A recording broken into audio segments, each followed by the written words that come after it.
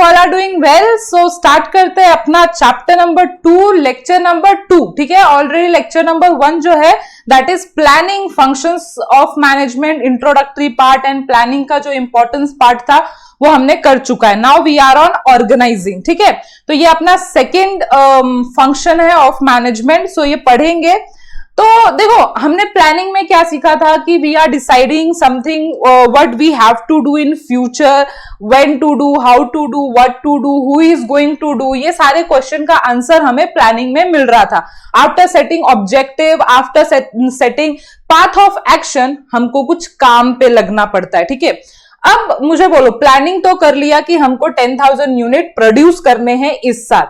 Now आपको इस objective को अचीव करने के लिए बहुत सारे रिसोर्सेज लगते हैं, जैसे मैन रिसोर्सेज, ह्यूमन रिसोर्सेज आप उसे बोल सकते हो, material resources, finance resources, machine resources and method. ये सारी चीजें डिसाइड करनी पड़ती है, ग्रुपिंग करनी पड़ती है सारी एक्टिविटीज की। तो ये जो फंक्शन है एक्चुअली प्लानिंग के बाद आपको यही सब ग्रुपिंग करने के लिए बोलता है, मतलब आइडेंटिफाई करने के लिए बोलता है कि what are going to done.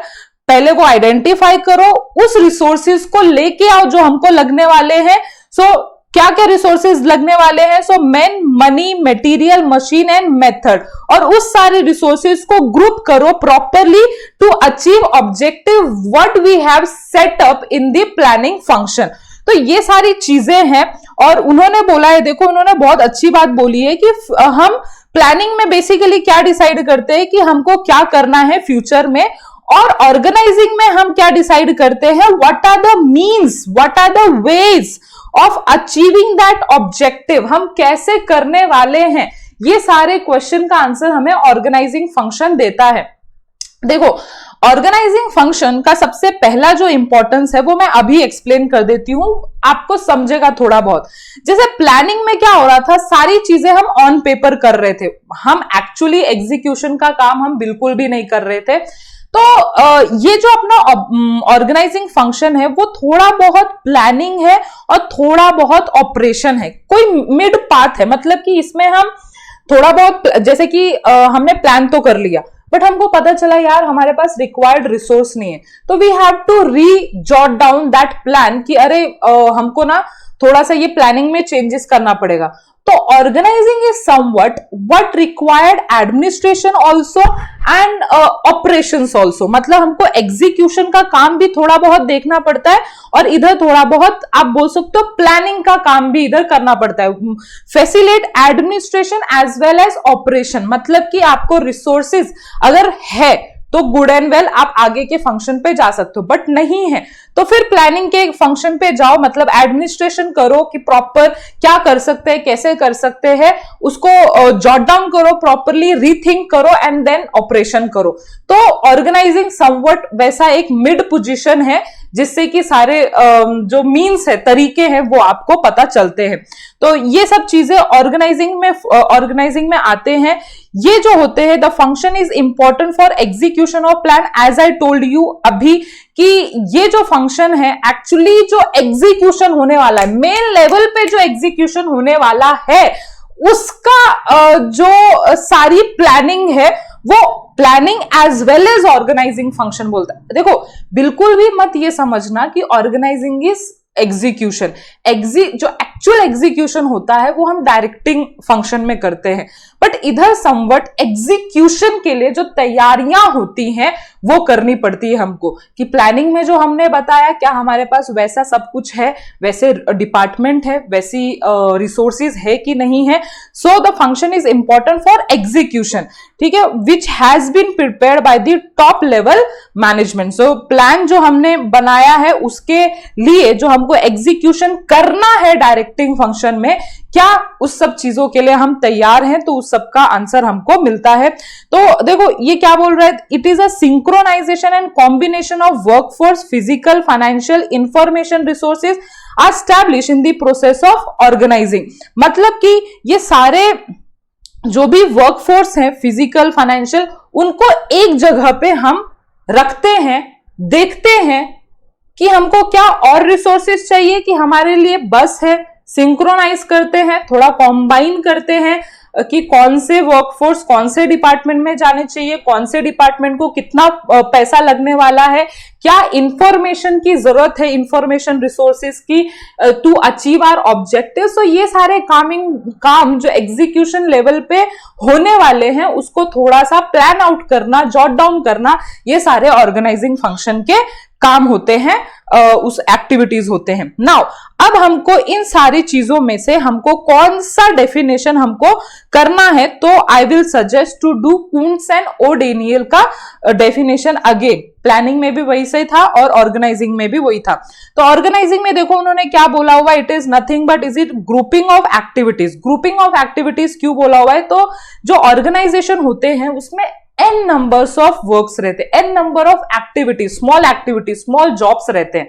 तो उन एक्टिविटीज को एक जगह पे लाना, ये एक्टिविटीज कौन से डिपार्टमेंट में जानी चाहिए, जैसे कि देखो अभी बहुत सारी डिपार्टमेंट कौन सी रहती है, परचेज डिपार्टमेंट, प्रोडक्शन डिपार्टमेंट, फिर प्रोडक्शन के बाद सेल्स डिपार्टमेंट, एंड उससे पहले फाइनेंस डिपार्टमेंट, सेल्स डिपार्टमेंट के बाद मार्केटिंग डिपार्टमेंट, एंड और जो जैसे ह्यूमन रिसोर्स डिपार्टमेंट अगर आपको चाहिए तो आप रख सकते हो। तो ये सारे डिपार्टमेंट होते हैं।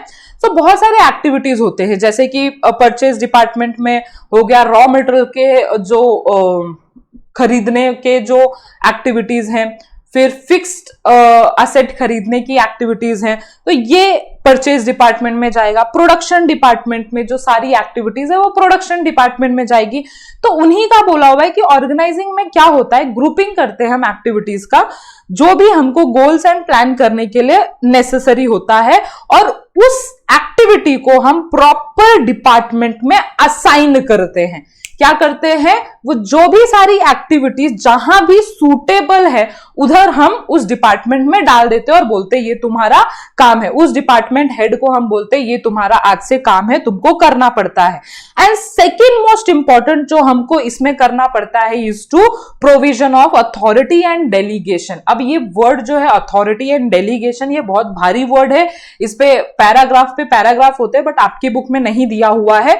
तो authority means to power to take decision. अभी देखो हर एक ऑर्गेनाइजेशन में हर एक इंडिविजुअल के पास कुछ अथॉरिटी होती है, कुछ रिस्पॉन्सिबिलिटी होती है। Authority power to take decision, responsibility कुछ जिम्मेदारी होती है। Authority and responsibility by hand चलती है, जितना आप अथॉरिटी देते हो उतनी ही उसके पास रिस्पॉन्सिबिलिटी होनी चाहिए, ना एक्सेस में अथॉरिटी होनी चाहिए ना ही रिस्पॉन्सिबिलिटी होनी चाहिए। सो हमने देखो प्रिंसिपल ऑफ 14 प्रिंसिपल में से जो सेकेंड प्रिंसिपल था अथॉरिटी एंड रिस्पॉन्सिबिलिटी, वो जाके देख लेना इस चीज को समझने के लिए।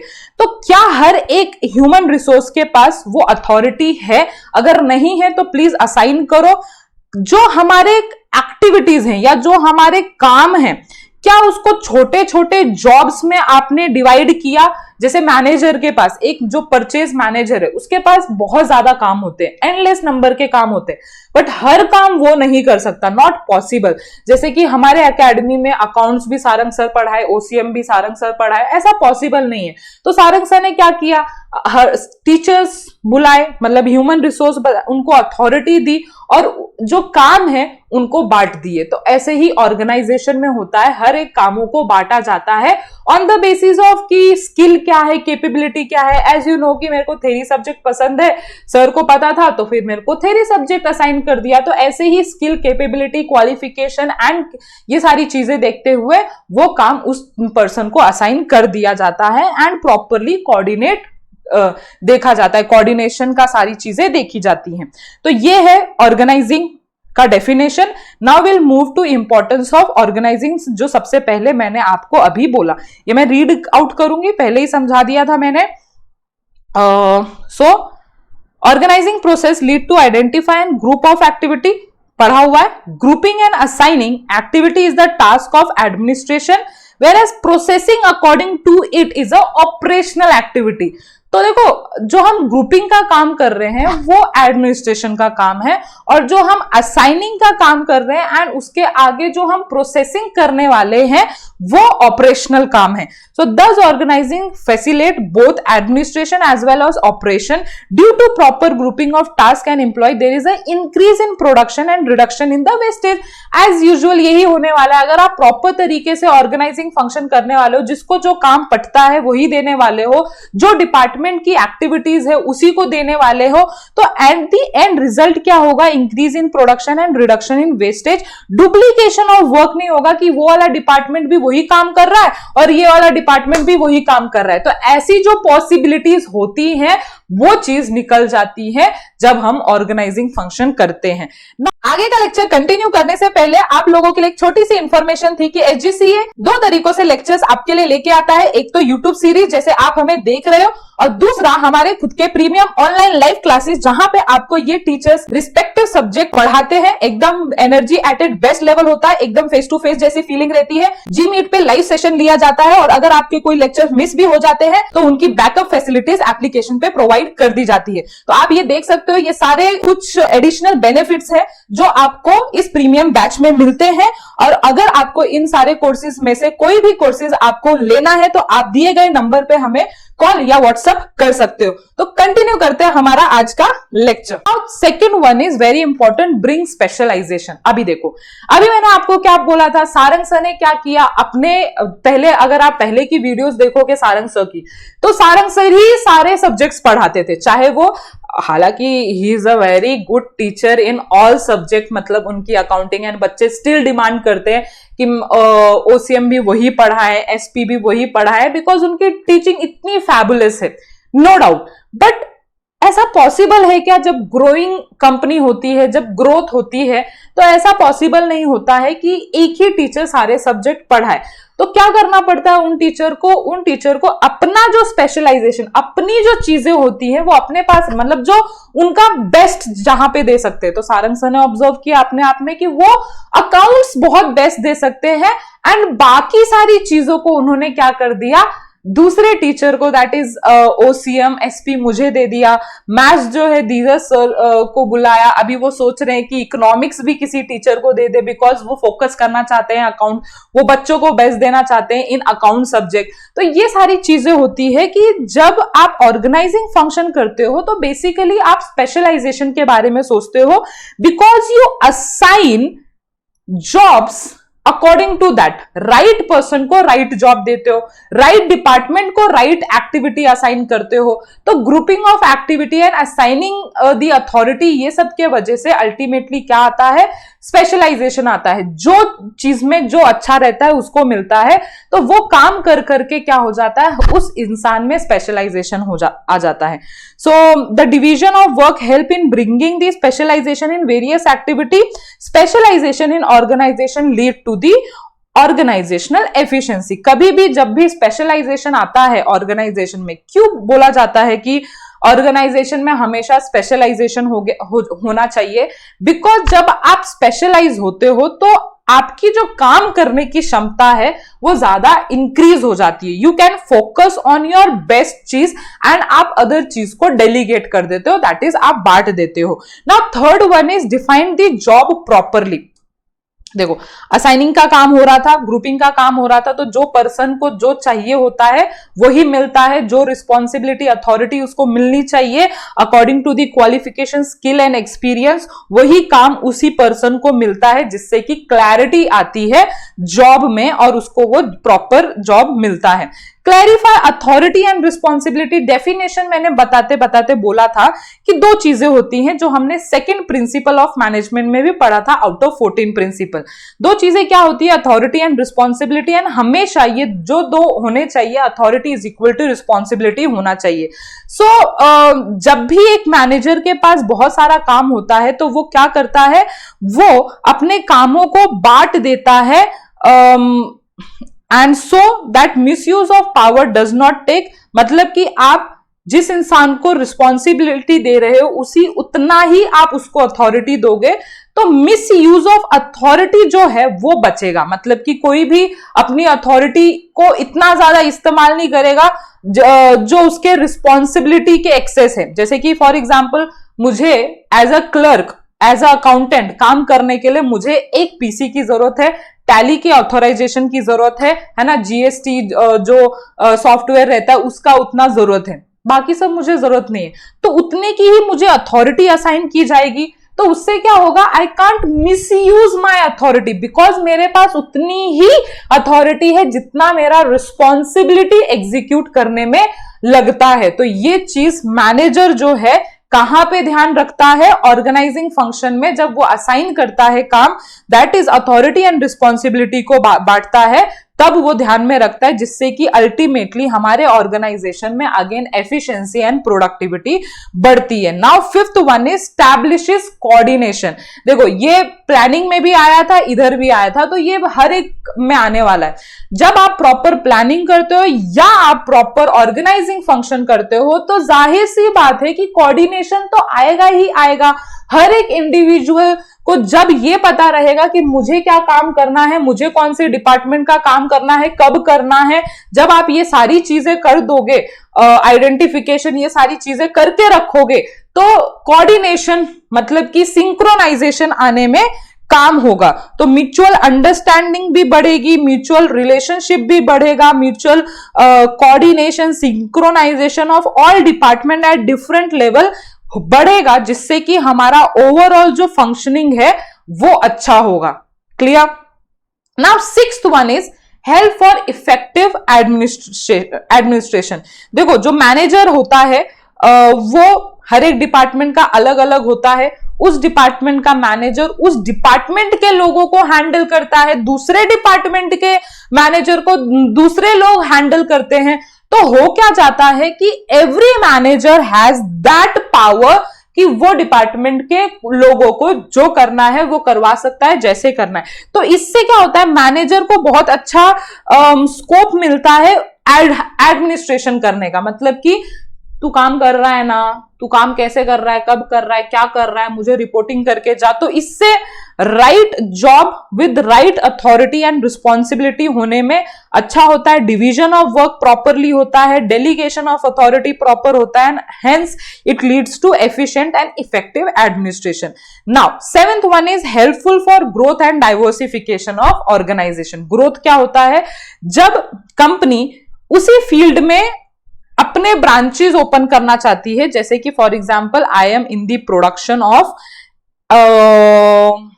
ऑटोमोबाइल्स, ठीक है, मैं ऑटोमोबाइल की कंपनी हूं जहां पे मैं ऑटोमोबाइल बनाती हूं। ऑटोमोबाइल समझते हो ना, मतलब कार वगैरह ये सारी चीजें।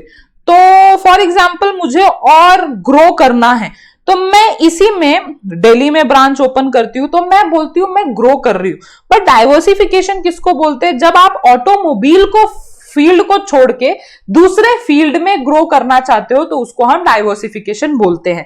नाउ ये क्या बोलना चाहता है, जब आप ऑर्गेनाइजिंग फंक्शन प्रॉपरली करते हो तो उससे क्या होता है, डिपार्टमेंट्स क्रिएट होते हैं, प्रॉपर पर्सन को प्रॉपर जॉब असाइन होता है। तो जब आप ग्रोथ के बारे में या डाइवर्सिफिकेशन के बारे में सोचते हो तो वो इजिली हो जाता है, बिकॉज कोई कंफ्यूजन नहीं है, स्मूथ रनिंग ऑफ बिजनेस हो रहा है, अच्छा स्कोप है ग्रोथ होने में, डाइवर्सिफिकेशन में, जब आप ऑर्गेनाइजिंग फंक्शन प्रॉपरली करते हो। आप एड ऑन कर सकते हो इधर, जैसे मैंने आपको बताया था कि डिपार्टमेंट्स बनते हैं, तो आप और डिपार्टमेंट्स इधर क्रिएट कर सकते हो if you want to grow. जैसे कि फॉर एग्जांपल ये ऑटोमोबाइल के डिपार्टमेंट्स है, तो विदाउट डिस्टर्बिंग दीज डिपार्टमेंट आप और एक डिपार्टमेंट इधर बना, और एक डिविजनल डिपार्टमेंट बना सकते हो, और फिर से उसके अंदर purchase department and sales department बना सकते हो। तो ये हेल्पफुल होता है ऑर्गेनाइजिंग फंक्शन के थ्रू, मतलब ग्रो करने में एंड डाइवर्सिफाई करने में। तो ये सारी चीजें यही लिखी हुई है। Clearly defined roles and responsibility, coordination among all level of management personnel and use of appropriate control technique bring efficiency at workplace, and organization grows well. This is possible only when the organizational structure is well defined. I hope it is well understood. Now create sense of security. So organizing function में हम proper इंसान को proper काम देते हैं और उसको responsibility and authority भी देते हैं। तो जब आपको ऐसे ट्रीट किया जाता है पर्टिकुलर ऑर्गेनाइजेशन में, तो यू फील नाइस, आपको मोटिवेशन आता है एज अ एम्प्लॉय।